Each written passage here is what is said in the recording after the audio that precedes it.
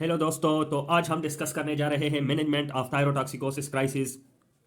But before discussing management of thyrotoxicosis crisis, first we will define the thyrotoxicosis crisis. Okay, so what is thyrotoxicosis crisis? It is an acute, life-threatening hypermetabolic state induced by excessive release of thyroid hormones.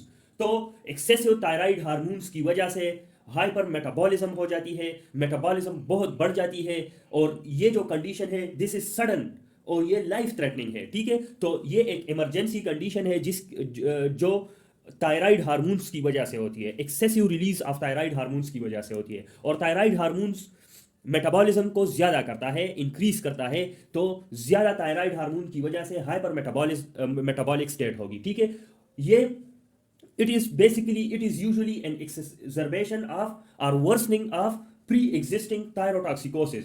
तो पहले से individual compensatory thyrotoxicosis state में होगा, लेकिन कुछ precipitating factors की वजह से जो थायराइड हार्मोन्स होते हैं वो बहुत ज्यादा मिकदार में रिलीज हो जाते हैं, जिसकी वजह से हाइपर मेटाबॉलिक स्टेट हो जाता है, थायरोटॉक्सिकोसिस क्राइसिस में चला जाता है। ठीक है, तो it is usually an exacerbation of pre existing thyrotoxicosis. जो थायरोटॉक्सिकोसिस होता है उसकी वर्सनिंग हो जाती है और थायरोटॉक्सिकोसिस क्राइसिस में बंदा चला जाता है due to precipitating factors like recent thyroid surgery की वजह से बहुत ज्यादा excessive amount of thyroid hormones release हो जाता है। इन्फेक्शन लाइक थायरोडाइटिस की वजह से भी बहुत ज़्यादा थायराइड हार्मोन्स की बहुत ज़्यादा थायराइड हार्मोन्स रिलीज होते हैं। एमआई की वजह से भी हो सकता है, माइकार्डियल इंफ्रॉक्शन और ट्रॉमा की वजह से भी हो सकती है। ठीक है, थायरोटॉक्सिकोसिस क्राइसिस। अब इसकी प्रेजेंटेशंस क्या होगी? इसमें फीवर बंदा प्रेजेंट करेगा, फीवर के साथ टेकिकार्डिया होगा,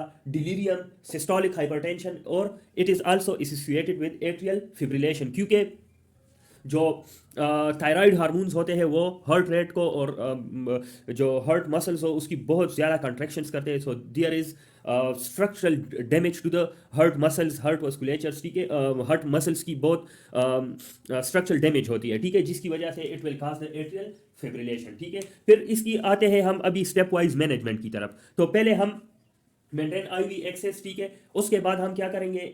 अगर पेशेंट डिहाइड्रेटेड हो तो हम फ्लूइड्स देंगे, we will give fluids if dehydrated. और अगर बंदा वोमिट कर रहा है, ठीक है, और अपनी जो फीड है वो सही तरह से नहीं ले सकता, तो we will pass NG tube if vomiting. ठीक है, then we will take blood sample for investigations like TSH, T4। Blood cultures के लिए भी हम ब्लड सैंपल कलेक्ट कर सकते हैं, क्योंकि इन्फेक्शंस का भी खतरा होता है। फिर उसके बाद अगर पेशेंट एजिटेटेड हो तो वी विल सिडेट हिम या हर, ठीक है, विद क्लोरप्रोमाजीन 50 mg IM। ठीक है, लेकिन सिडेट करने से पहले we should monitor the BP, blood pressure. ठीक है, फिर उसके बाद हम प्रोपेनोलोल देंगे, propranolol 60 mg every 4 to 6 hours.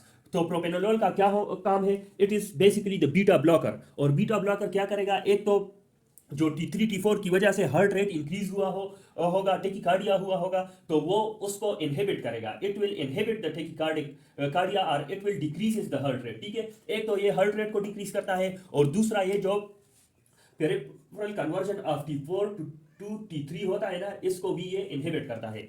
जो पेरिफेरी में T4 T3 में कन्वर्ट होता है, तो प्रोपेनोलोल इस कन्वर्जन को इनहिबिट करता है, ब्लॉक करता है। तो it will inhibit the conversion, peripheral conversion of T4 to T3, और एक ये हार्ट रेट को डिक्रीज करता है। ठीक है, अगर बीटा ब्लॉकर की कंट्रा इंडिकेशंस हो तो हम डेल्टाइजेन भी यूज कर सकते हैं, which is calcium channel blocker. ठीक है, फिर उसके बाद हम एंटी थायराइड ड्रग्स देंगे, ठीक है, जो थायराइड हार्मोन्स के फंक्शन को और थायराइड हार्मोन्स के जो प्रोडक्शन है उसको इनहिबिट करते हैं, लाइक कार्बिमazole।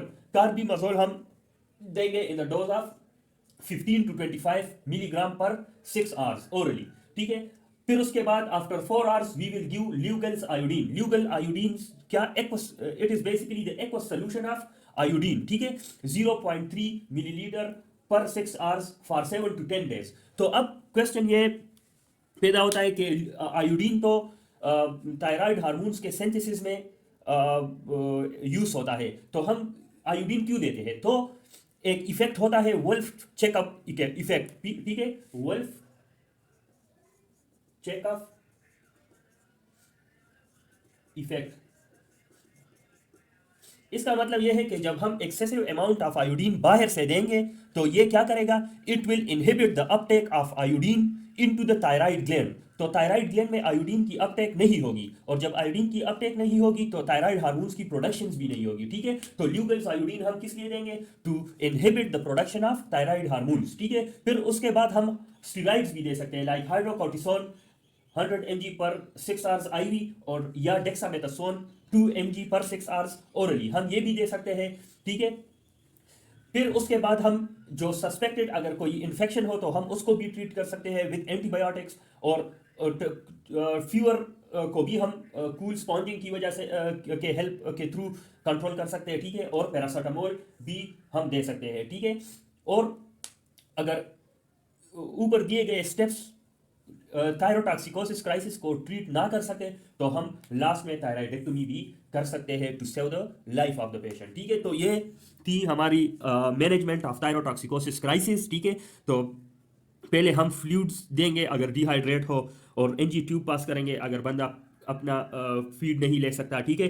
फिर हम ब्लड सैंपल्स कलेक्ट करेंगे और उसको इन्वेस्टिगेशंस के लिए भेजेंगे। फिर उसके बाद हम पेशेंट को सीडेट करेंगे अगर वो एजिटेटेड हो, हम प्रोपेनोलोल देंगे, ठीक है। प्रोपेनोलोल के बाद एंटी थायराइड ड्रग्स देंगे लाइक कार्बिमाजोल, प्रोपाइल थायूरासेल हम भी दे सकते हैं। और हम ल्यूगल्स आयोडीन देंगे, ठीक है।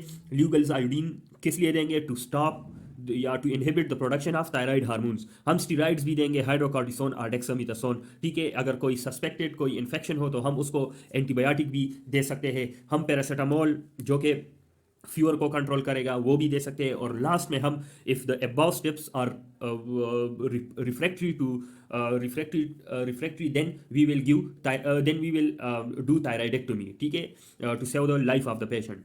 तो ये सारी स्टेप्स थी मैनेजमेंट ऑफ थायरोटॉक्सिकोसिस क्राइसिस।